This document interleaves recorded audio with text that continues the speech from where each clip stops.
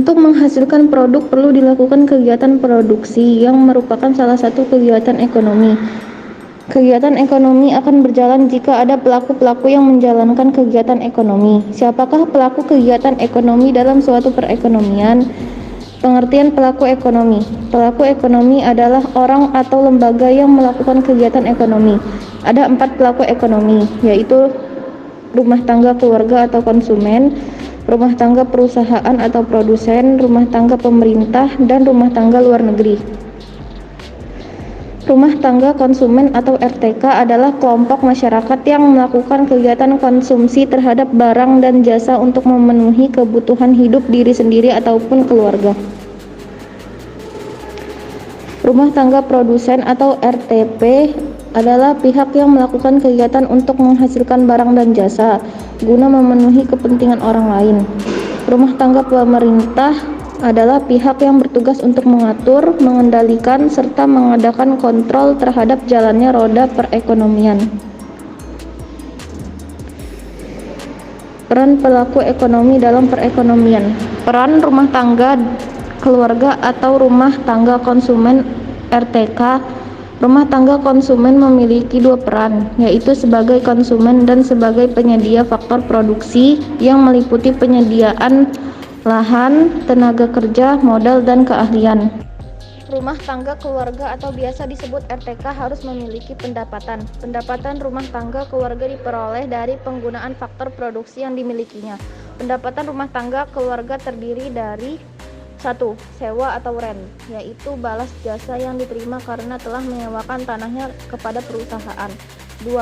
Upah atau wage, yaitu balas jasa yang diterima karena telah mengorbankan tenaganya untuk bekerja pada perusahaan dalam kegiatan produksi. 3. Bunga atau interest, yaitu balas jasa yang diterima karena telah meminjamkan sejumlah dana untuk modal usaha perusahaan dalam kegiatan produksi. 4. Laba atau keuntungan atau profit, yaitu balas jasa yang diterima karena telah memberikan kontribusi berupa tenaga dan pikirannya dalam mengelola perusahaan sehingga perusahaan memperoleh laba. Rumah tangga perusahaan atau rumah tangga produsen RTP. Rumah tangga perusahaan atau biasa disebut rumah tangga produsen RTP mempunyai peran sebagai penyedia barang dan jasa bagi konsumen. Perusahaan mengorganisasikan berbagai faktor produksi yang disediakan konsumen, kemudian melakukan proses produksi untuk menghasilkan barang. Rumah tangga produsen di Indonesia dikelompokkan menjadi beban usaha milik negara atau BUMN, badan usaha milik swasta, dan BUMS dan koperasi. Peran pertama dari rumah tangga perusahaan adalah memproduksi barang atau jasa. Faktor produksi yang disediakan oleh rumah tangga di konsumen digunakan oleh rumah tangga perusahaan. Peran kedua dari rumah tangga perusahaan yaitu sebagai pengguna faktor produksi. Contoh, sebuah pabrik tekstil membutuhkan banyak tenaga kerja untuk menjahit produk mereka. Maka, rumah tangga perusahaan menggunakan faktor produksi berupa tenaga kerja yang ditawarkan oleh rumah tangga keluarga atau konsumen. Keunggulan antar uang adalah sebuah hal yang menjadi ciri menonjol yang belum tentu dimiliki ruang lain, di mana keunggulan itu didapat dari sumber daya alam, sumber daya manusia, maupun ilmu pengetahuan dan teknologi. Keterbatasan antar ruang adalah sebuah hal yang menjadi kekurangan suatu ruang, di mana kekurangan itu didapat dari sumber daya alam, sumber daya manusia, ataupun iptek. Barang dan jasa yang dibutuhkan oleh manusia sebagian besar dihasilkan oleh manusia itu sendiri, dan hanya sebagian kecil yang disediakan langsung oleh alam. Oleh karena itu, manusia harus melakukan kegiatan untuk menghasilkan barang dan jasa yang biasa disebut dengan istilah produksi. Salah satu yang menjadi alasan adanya interaksi antar ruang adalah perbedaan potensi dan sumber daya alam yang dimiliki. Sumber daya alam memiliki fungsi dan peran penting dalam kehidupan manusia. Manusia hidup dengan memanfaatkan sumber daya alam yang ada di sekitarnya. Tanpa tersedianya berbagai macam sumber daya alam di bumi ini, manusia akan kesulitan memenuhi kebutuhan sehari-hari. Sebagai negara tropis yang memiliki ribuan pulau dan lautan yang luas, Indonesia mempunyai kekayaan alam yang cukup banyak. Di daratan, suhu dan curah hujan yang tinggi memungkinkan penduduknya menanam berbagai macam barang pertanian dan perkebunan.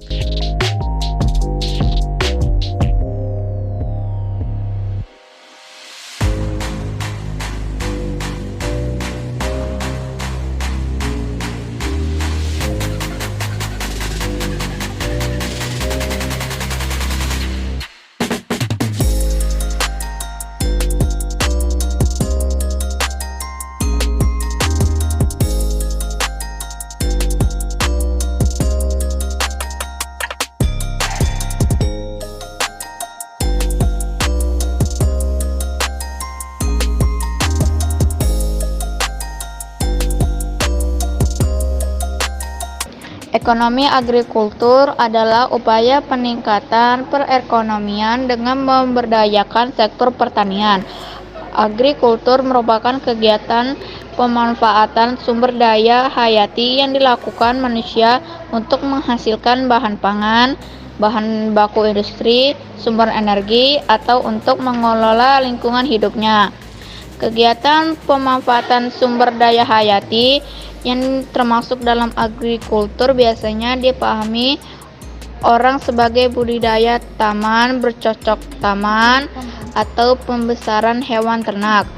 Padahal sebetulnya agrikultur juga dapat pula berupa pemanfaatan mikroorganisme dan bioenzim dalam pengolahan produk lanjutan, seperti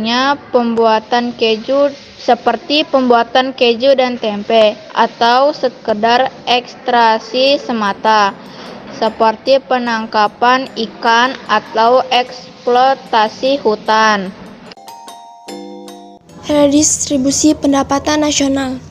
Redistribusi pendapatan adalah pendistribusian kembali pendapatan masyarakat kelompok kaya kepada masyarakat kelompok miskin, baik berasal dari pajak ataupun pungutan-pungutan lain.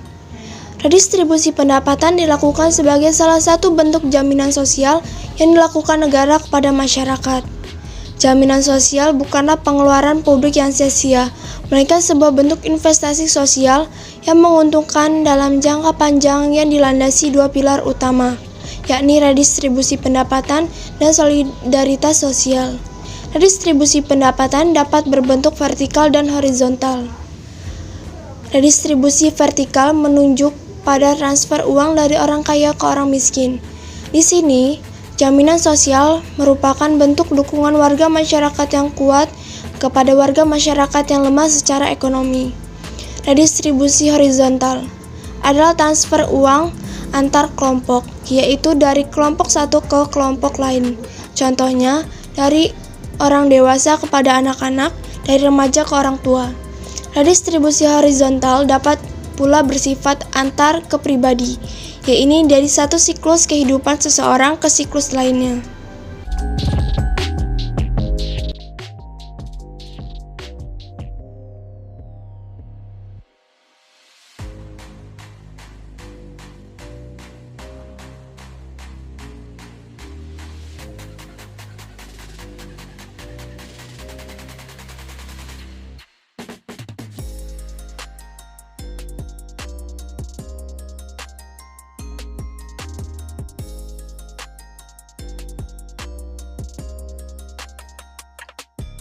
Pengembangan usaha atau industri kecil. Ada beberapa alasan mengapa usaha kecil perlu dikembangkan, yaitu 1. Usaha kecil menyerap banyak tenaga kerja. 2. Pemerataan dalam distribusi pembangunan. Dan ketiga, pemerataan dalam distribusi pendapatan. Pemerintah bekerja sama dengan swasta lokal dan asing untuk menjalankan program Corporate Social Responsibility atau CSR. Dengan adanya program ini, diharapkan golongan masyarakat bawah, buruh, dan usaha-usaha bisa mendapatkan kesempatan untuk ikut dalam kegiatan ekonomi yang produktif secara keseluruhan.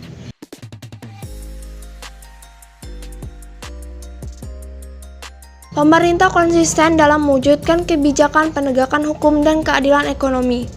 Hukum dan keadilan ekonomi yang tidak mendiskriminasikan golongan miskin merupakan modal awal sehingga kebijakan redistribusi yang diambil pemerintah menjadi efektif untuk mengurangi atau bahkan menghilangkan ketimpangan pendapatan yang ada di Indonesia.